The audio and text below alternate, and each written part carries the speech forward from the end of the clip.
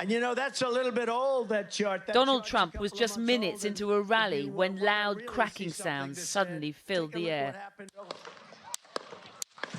He grabbed his right ear and dropped to the ground as Secret Service agents rushed to throw their bodies over him.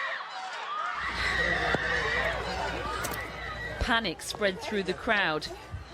We're okay. Armed counter-assault agents quickly mounted the stage as they waited until it was safe to move the former president. Shooters down. Are we good to move? Shouted one.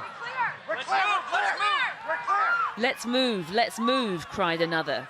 Trump is then brought to his feet and is heard asking for his shoes. I got you, sir. Let me get my shoes, sir. Hold that in your head, it's bloody. So we gotta move to the bus. He emerges bloodied but only grazed. We now know from a bullet that whipped past his face and was captured in this photograph. As the former president is bundled off stage, he stops and mouths, "Fight, fight," to the crowd, thrusting a defiant fist in the air. An image that will become perhaps the defining moment of an already bitter 2024 election campaign. And you know, that's a little bit old. He's going down!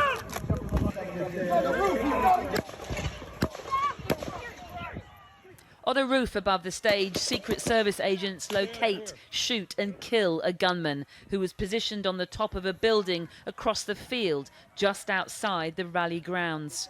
The gunman has been named by the FBI as 20-year-old Thomas Matthew Crooks of Bethel Park in Pennsylvania. He had been spotted by several witnesses crawling across the roof with an AR-15 style assault rifle. I'm at the Trump rally and somebody just started shooting. What just happened?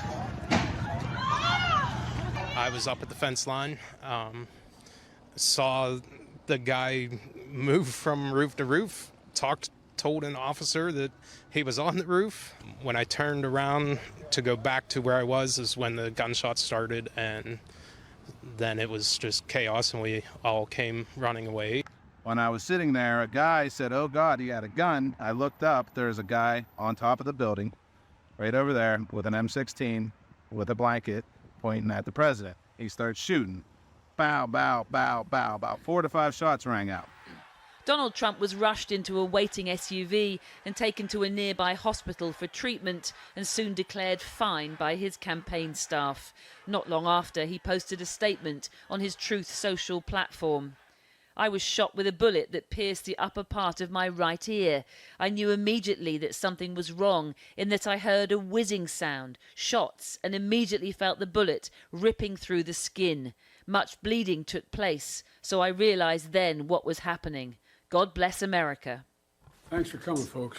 In Delaware for the weekend, an embattled President Biden made a hasty address to the nation. The Trump rally was a rally that he should have been able to be conducted peacefully without any problem.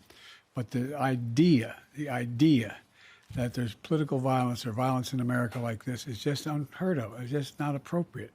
And everybody must condemn it. Biden later spoke to Trump by phone. The president had stopped short of calling the shooting an assassination attempt, but soon after, the FBI declared it was just that. This evening we had what we're calling an assassination attempt against our former president, Donald Trump. The rally took place in the small town of Butler, Pennsylvania, about 35 miles out of Pittsburgh. The empty showground site seen here transformed by thousands of Trump supporters yesterday afternoon. Using aerials from the aftermath of the shooting, we know Mr. Trump took to the stage here, facing a crowd at around 6 p.m. local time. The gunman, having been spotted by several members of the public, was here on a roof in a neighbouring property about 130 metres away. At 6:11 p.m., just a few minutes into his campaign speech, loud noises were heard in the crowd and Mr. Trump was seen ducking, holding his face. Within seconds, Secret Service snipers poised on a roof behind the presidential candidate returned fire, killing the suspect. Mr. Trump was whisked away in his motorcade by 6:14, bloodied but more or less unscathed. But in the stands, one had been shot dead and 2 were critically injured. A weary-looking Donald Trump arrived in New Jersey late last night. His campaign described him as strong and resilient and said he would still attend the Republican convention next week, where he is due to be crowned the party's nominee to run for president in November. An election season that was already politically fraught and volatile has now been totally upended by violence that will likely only further divide an already fractured nation. And on the ground, so many questions.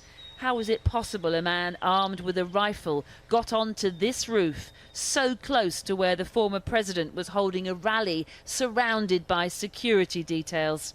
And why did the 20-year-old man want to shoot him? Well, I am here a couple of 100 metres away from where Donald Trump held his rally on that showground there behind me.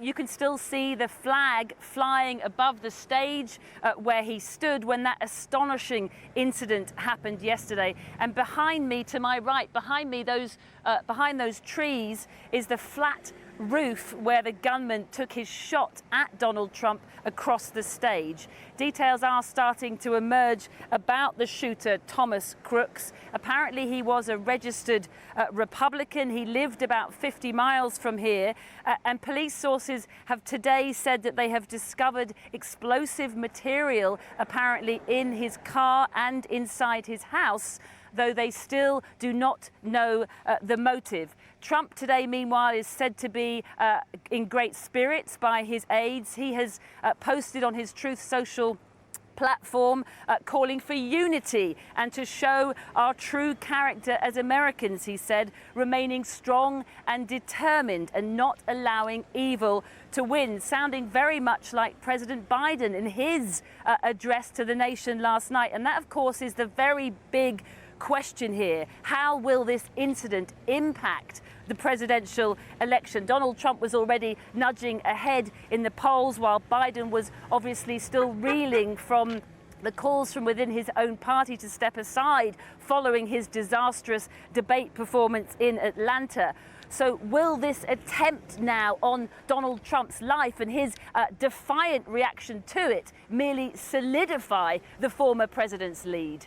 Siobhan, thanks very much. Well, the British journalist Tom Newton-Dunn was at the rally when the shooting broke out, and we can speak to him now. Thanks very much for joining us. Tell us what happened.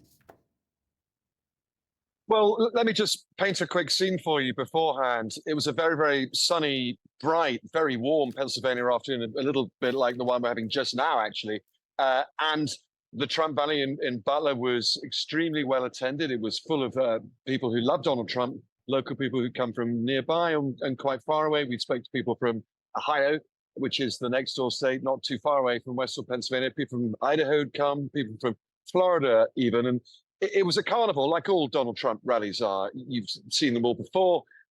They're a point of celebration, really, if you like, for his huge amounts of supporters and friends. And they were hugely looking forward to seeing him. He was late. He turned up on stage about an hour and 5 minutes later, and about 5 minutes into his speaking, the shots began, and the gunman opened fire. And we had a very eerie moment of silence first, a couple of seconds, when we all tried to work out what was going on. Was it just firecrackers? Was it a stunt or something? And then a couple of seconds later, someone said, get down, get down. And I think we all realized then that this was for real. This was a really serious, serious moment. And everyone got pretty scared pretty quickly. I mean, in that initial chaos, were you sure that actually President Trump was okay? No, not in the slightest. Not in the slightest, because I think when the get down cries began, and I think that came from law enforcement somewhere, it was obvious that this probably was a real shooter and a real shooting incident, which was terrifying. Trump stayed down for quite a period of time, or certainly felt like that for us in the audience. He eventually got up. He was hauled to his feet by his Secret Service bodyguards. The crowd was largely on their feet by that moment because they also wanted to know what was going on and cared desperately about him. And the rest of us also really wanted to know what happened. And I mean, we saw the security. It was when he stood up and put his arm in the air that obviously we knew he was all right. Exactly to that point, you know, he puts his fist in the air, you know, he mouths this fight, fight, fight. Obviously, it was terrifying, as you say, but in that moment, what do you think was the response from the crowd? It was relief. They cheered him. This was the guy they wanted to see. Remember, this is the guy they love dearly.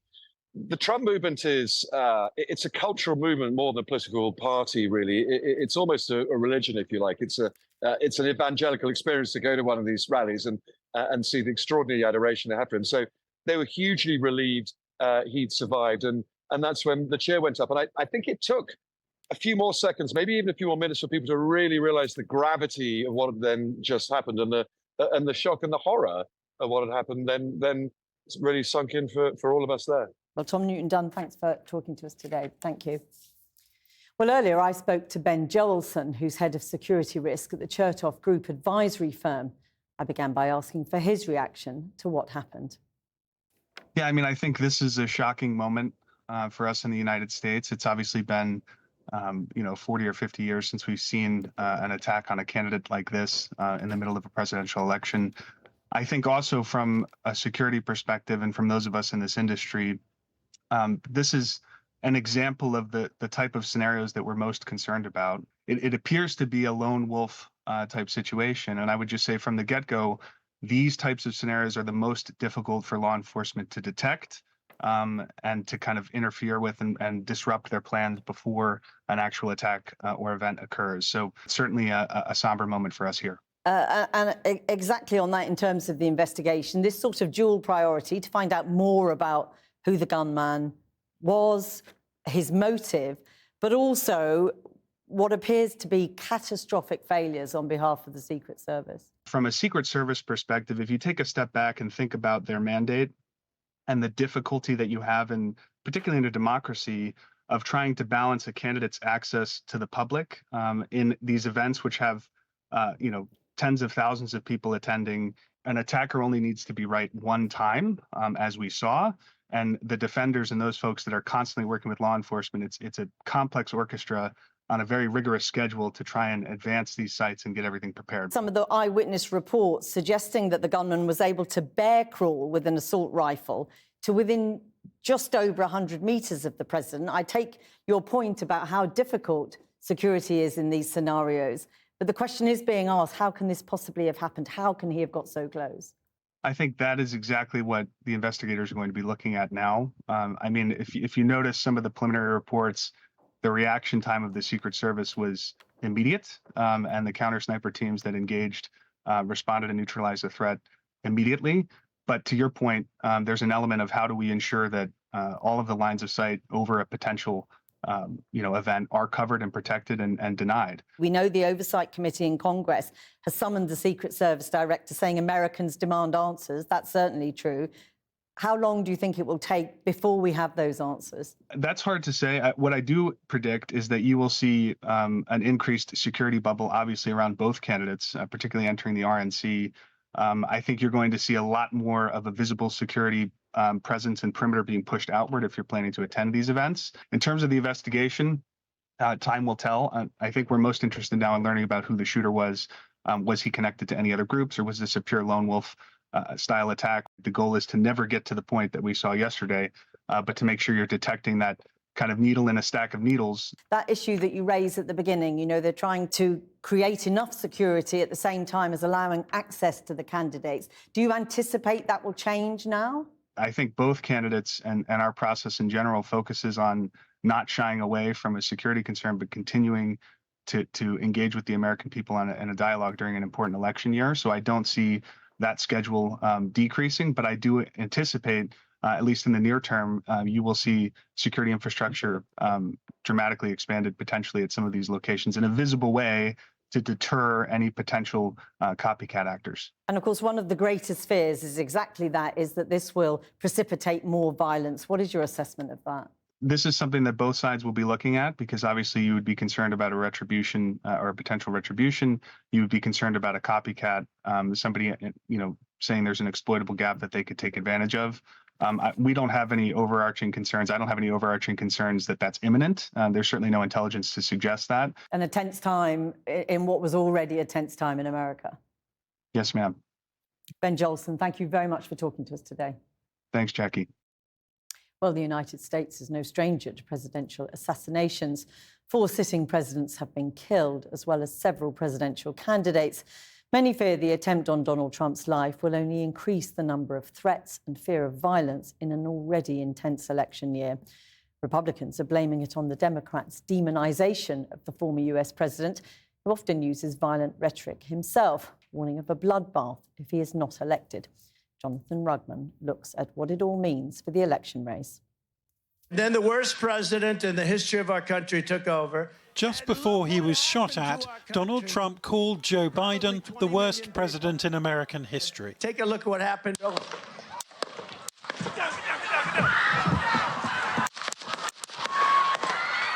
And just over a minute later, he was back on the attack, pumping his fist in the air and repeatedly mouthing the word fight.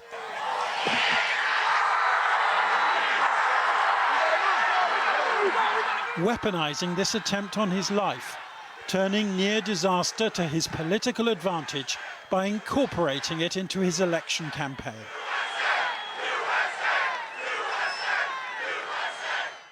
His campaign manager tweeted this photo, comparing it with Marines heroically raising the flag over Iwo Jima in World War II. And before Mr. Trump had even been discharged from hospital, the man hoping to be chosen as his vice president was blaming this attack on Joe Biden. The central premise of the Biden campaign, wrote Senator J.D. Vance, is that President Donald Trump is an authoritarian fascist who must be stopped at all costs. That rhetoric led directly to President Trump's attempted assassination. There have been 16 attempts to kill US presidents and presidential candidates. This was the last on Ronald Reagan, who survived in 1981. Get him out! Honey, I forgot to duck, he told his wife later. But it's a return to the political polarization of the 1960s, which older Americans surely fear most.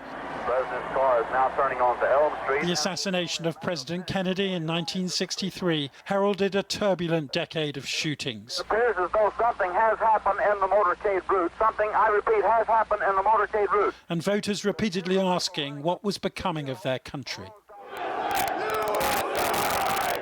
That question has been asked with more frequency since the attack on the Capitol building in 2021. But this time it was President Trump who was himself accused of inciting this violence in order to overturn Joe Biden's election.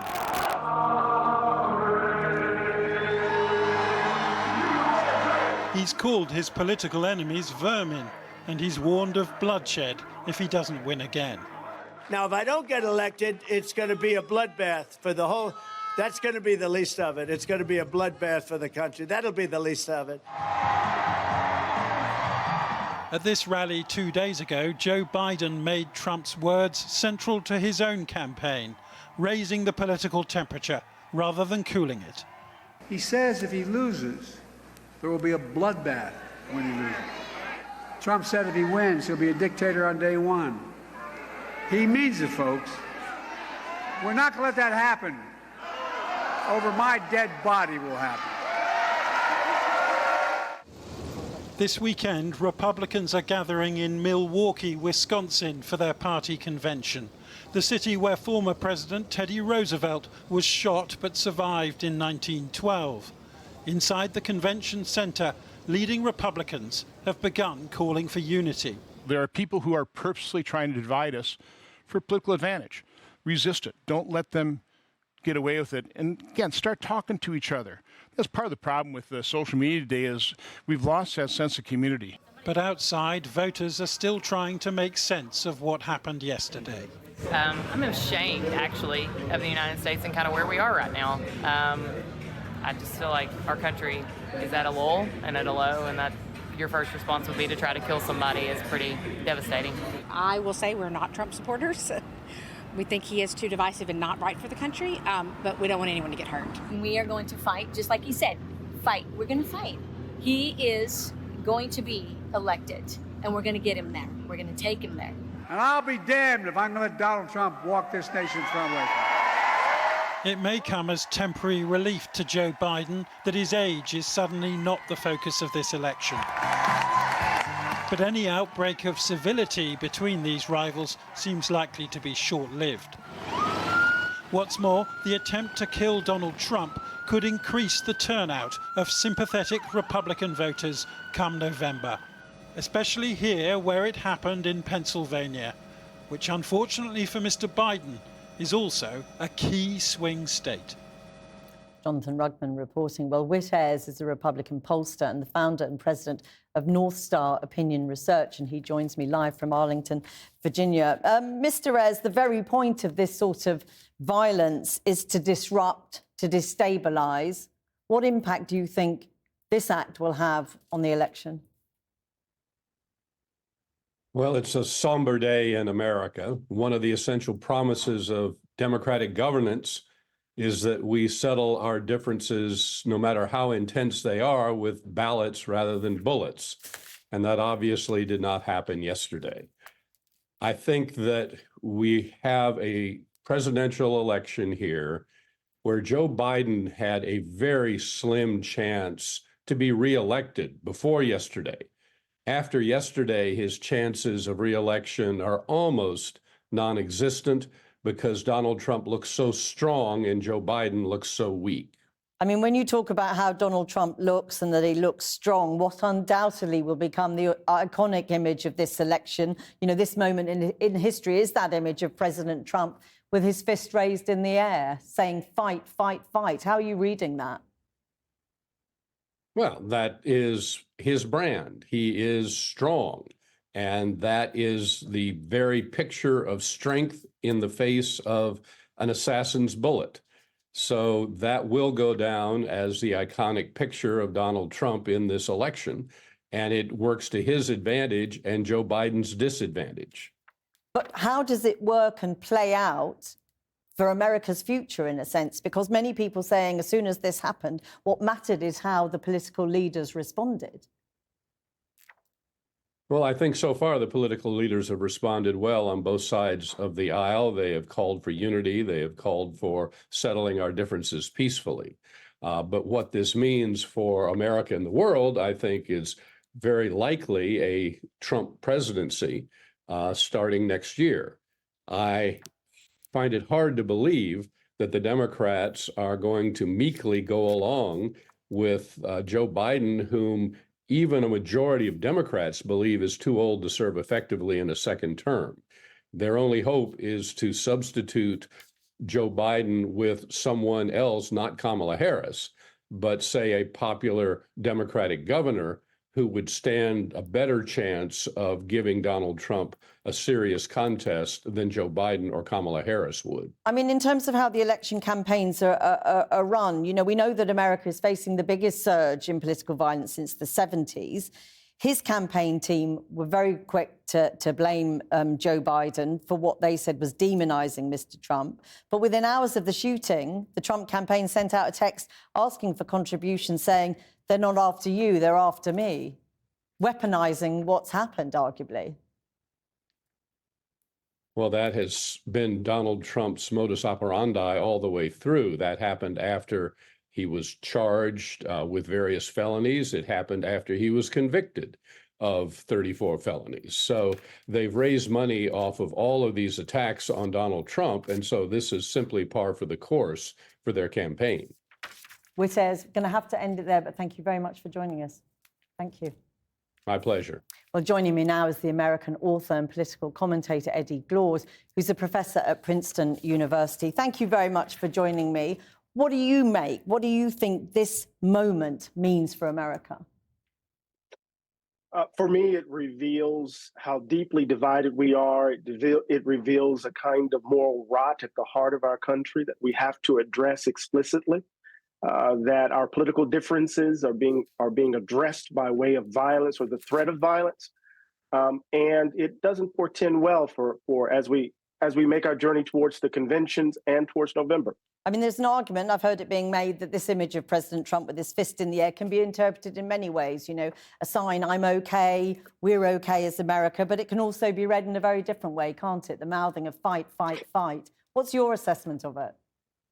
Well, you heard what Ayers, the Republican pollster, say that he looked strong, fight, fight, fight. This is a way in which people are signaling that they have to fight for the country that they believe is theirs, that they're losing. And you have to ask yourself the question, he looks strong in what way? Fight for what exactly? What is the nature of the America that they're fighting for? And so once we get beyond the kind of spectacle, the performative nature of Donald Trump, we get to the substance of MAGA Republicans. We get the substance of Trumpism. And that takes us to the Project 2025. It takes us to a version of the country that is very skeptical of people like me and my role and the role of, say, Kamala Harris, the role of difference in the America that we live in the 21st century. So it's not about whether or not Biden looks weak or Trump looks strong. It goes to the heart of what is the nature of American democracy in the 21st century. But in a sense, do you accept the notion being put forward by some people that both sides are to blame for how we got here? I mean, there's a lot said about Trump's language. President Biden the other day saying it's time to put Trump in a bullseye. Yeah, now that was a poor choice of words, but let's think about this. Think about Jan 6. Think about Paul Pelosi, the attack on Paul Pelosi. Think about the images of President Biden bound and gagged on the back of pickup trucks in the U.S. and Trump retweeting that image. Think about, we can go down, Mike Collins talking about Biden ordered the assassination attempt. We can go down the line and talk about the ways in which political violence has been mobilized, threatened by Trump. He positions himself as a strong man. But these folk then want to claim themselves as victim when the chickens come home to roost. But the difficulty, and I think it's really important. Sorry to interrupt you, but the difficulty is, there are people arguing that the Democrats haven't put up a strong enough case to defeat this sort of language, to defeat this sort of campaign. So in some ways, it's a catch-22, right? When you try to address directly who these people are, they clutch their pearls. When we try to say that an authoritarian, fascist, neo-fascist threat actually, challenges the very foundations of American democracy, then they want to say that language is the cause, is the direct cause of political violence. When in fact, we know over the last 4 years, 5 years, 6 years, that Donald Trump has been stoking this. And so I think we need to be careful not to fall for the political game. They want to position themselves as the ultimate victims here, when in fact, what they're doing is mobilizing grievance and hatred to really assault the very foundations of American democracy. We've been hearing from voters today responding to what's happened. Some saying they're ashamed, but some saying, like President Trump says, we're going to fight. And we're going to fight, and it's difficult to know what they mean by that. But who wins out here, do you think, going forward? It's not a matter of winning and losing in terms of particular persons. It's a matter of winning and losing in terms of American democracy. I mean, I know that there are folks now who have to be extra careful, that people have their justifications to accelerate, to deepen the violence that threatens our political system. And we have to keep asking ourselves the question, what are they fighting for? What is the America that they are imagining that they're fighting for? And when we ask that question, we see the dark clouds that shadow the American polity in this moment. Going to have to leave it there, but thank you very much for talking to us today.